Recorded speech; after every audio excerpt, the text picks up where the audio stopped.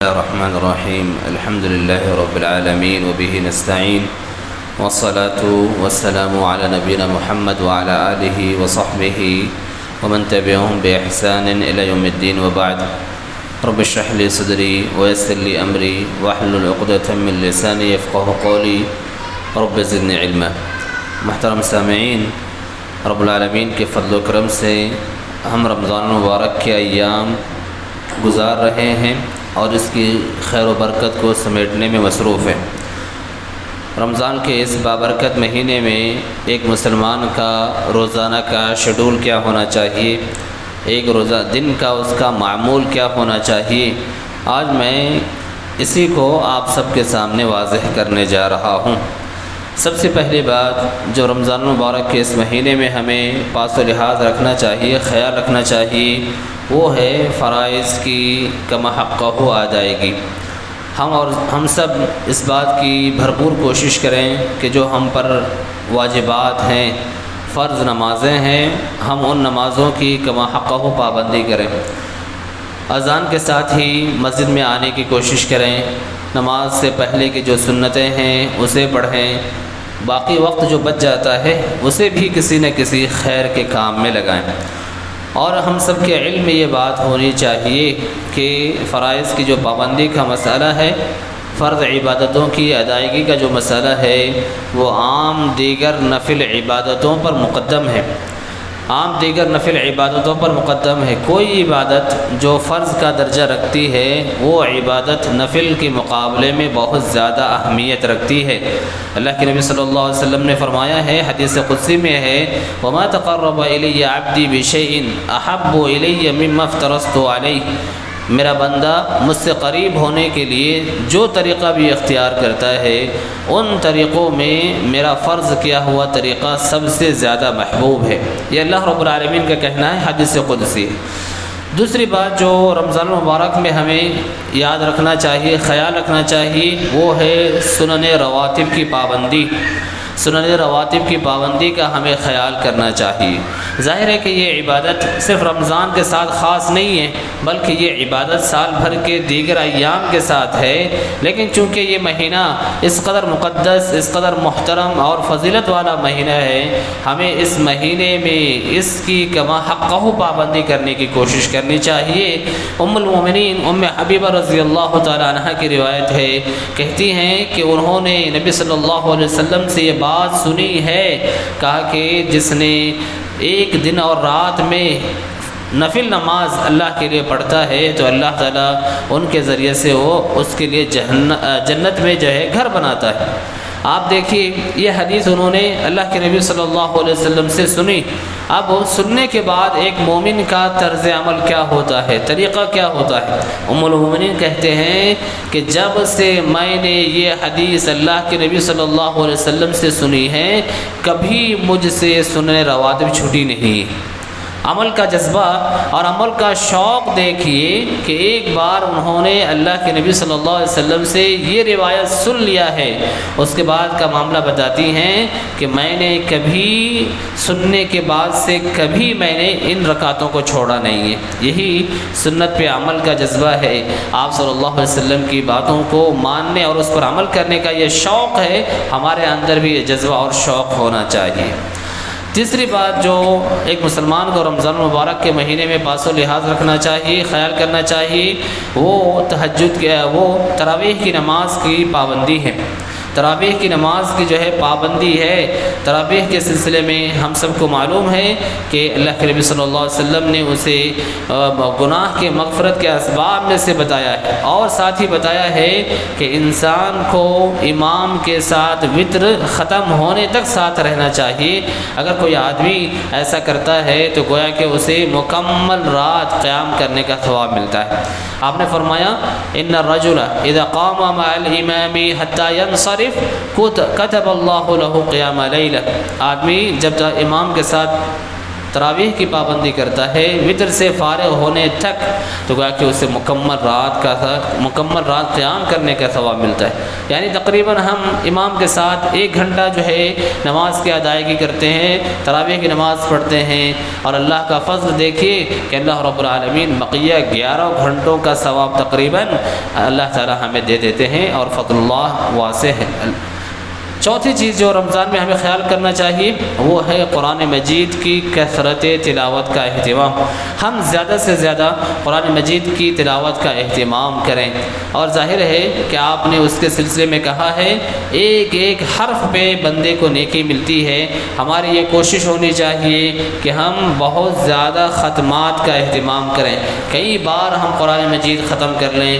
اگر انسان رمضان کے مہینے میں قرآن ختم نہ کر پاتا ہو تو پتہ نہیں وہ سال کے بقیہ مہینوں میں قرآن ختم کر پائے گا یا نہیں پائے گا، اللہ تعالیٰ ہی بہتر جانتے ہیں۔ تو یہ بڑی محرومی کی بات ہے کہ انسان رمضان مبارک میں بھی قرآن مجید کی ختم کرنے کا اہتمام نہ کرے۔ اس کی ایک ترکیب جو آسان ہے وہ یہ کہ آپ اذان کے ساتھ اگر مسجد میں تشریف لے آتے ہیں تو 5 نمازوں میں 5 صفحہ کے ذریعے سے اگر آپ پابندی کرتے ہیں تو بھی ایک بار جو ہے آپ کا قرآن ختم ہو جائے گا۔ 5 صفحہ پڑھنے میں 5 منٹ کا وقفہ لگے گا، بہت زیادہ، وہ تو بھی زیادہ ہی ہو گیا۔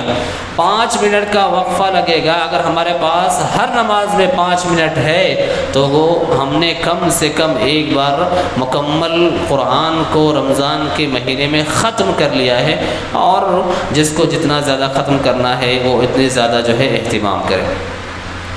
5ویں چیز جو ہم سب کو رمضان کے مہینے میں اہتمام کرنا چاہیے وہ ہے کثرت سے ذکر و اذکار کا اہتمام کرنا۔ کثرت سے ذکر و اذکار کا اہتمام کرنا ان دعاؤں کے ساتھ جو صبح شام کی دعائیں ہیں۔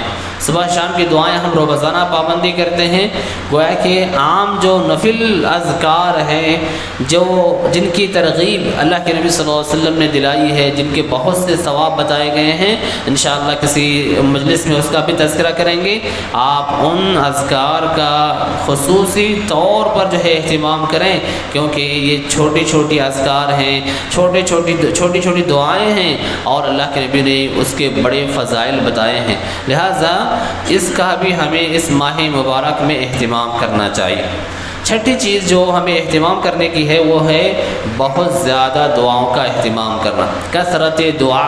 آپ اللہ رب العالمین سے دنیا اور آخرت کی دعائیں مانگیں، کیونکہ اللہ نے ہمیں اسی کا حکم دیا ہے لِيَسْأَلْ أَحَدُكُمْ رَبَّهُ حَاجَتَهُ كُلَّهَا، یعنی ہر آدمی کو اپنے رب سے اپنی تمام ضرورت مانگنی چاہیے، یہاں تک کہ کہا حَتَّى يَسْأَلَ شِسْعَ نَعْلِهِ إِذَا انْقَطَعَ، اگر جوتے کا تسمہ ٹوٹ گیا ہو تو بھی رب العالمین سے مانگنے ہیں۔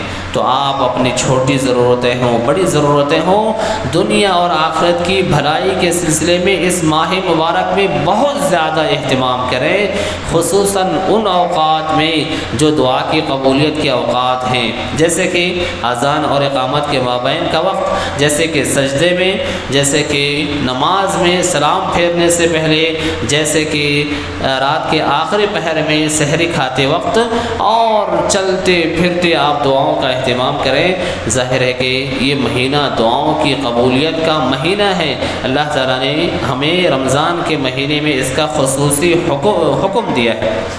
7ویں چیز جو ہمیں کرنی ہے وہ کثرت سے استغفار کرنا ہے، اپنے گناہوں کی کثرت سے معافی مانگنی ہے استغفر اللہ کے ذریعے سے۔ یہ کم سے کم اخف ہے، سب سے ہلکا سیگا ہے جس کے ذریعے سے ہم اپنی گناہوں کی مغفرت طلب کر سکتے ہیں۔ ہم میں سے ہر فرد کے متعدد گناہ ہیں، ہم میں سے ہر ایک کو اپنے گناہوں کی معافی کی ضرورت ہے۔ ان کے لیے، ان گناہوں سے چھٹکارا پانے کے لیے استغفار بہت ہی اہم ہے، لہذا ہم استغفر اللہ دل کے حضور کے ساتھ اور سچے دل سے اللہ رب العالمین سے مانگے، ہمارے گناہ انشاءاللہ ضرور جو ہے معاف ہوں گے۔ 8ویں چیز جو اس ماہ مبارک میں ہمیں اہتمام کرنا ہے، مختلف قسم کی نیکیاں اور رشتوں کو جوڑنے کا اہتمام کرنا چاہیے۔ مختلف قسم کی نیکیوں کا بھی اور رشتہ داری کو جوڑنے کا بھی جو ہے ہمیں اہتمام کرنا چاہیے۔ یہ اگرچہ کہ سال بھر مطلوب ہے، لیکن اس ماہ مبارک میں اس کی خصوصی اہمیت ہوتی ہے۔ 9ویں چیز جو اس ماہ مبارک میں ہمیں اہتمام کرنا چاہیے وہ ہے سخاوت کرنا، اپنی حیثیت کے اعتبار سے سخاوت کا اہتمام کرنا، صدق و خیرات کا اہتمام کرنا، کیونکہ اللہ کے نبی صلی اللہ علیہ وسلم کے سلسلے میں عبداللہ ابن عباس رضی اللہ عنہما کہتے ہیں کہ جب رمضان کا مہینہ آتا تو گویا کہ آپ صلی اللہ علیہ وسلم چلنے والی ہواؤں سے زیادہ جو ہے سخی ہو جاتے تھے، آپ کی سخاوت چلنے والی ہواؤں سے زیادہ ہو جاتی، تو ہم آپ کے امتی ہیں، جو بن پاتا ہے ہم سے اور آپ سے آپ اللہ کی راہ میں خرچ کریں، کیونکہ اس ماہ مبارک میں نیکیوں کے ثواب میں بڑی بڑھوتری ہوتی ہے۔